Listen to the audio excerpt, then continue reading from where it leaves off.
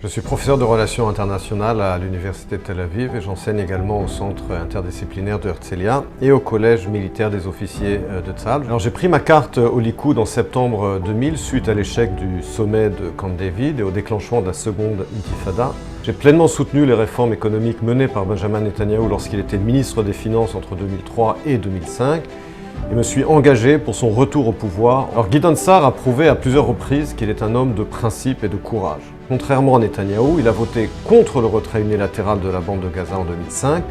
Lorsque Netanyahou a déclaré en 2009 accepter la création d'un État palestinien, Sa'ar a critiqué son discours en rappelant qu'il n'était pas conforme aux principes du Likoud.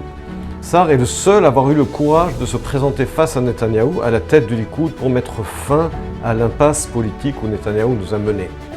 Il est aujourd'hui le seul à offrir une alternative de droite à cette impasse. Parce que Netanyahou n'est plus le très bon Premier ministre qu'il fut dans le passé. Parce qu'il nous a imposé 4 élections en 2 ans et a bloqué le passage du budget pour se maintenir au pouvoir coûte que coûte.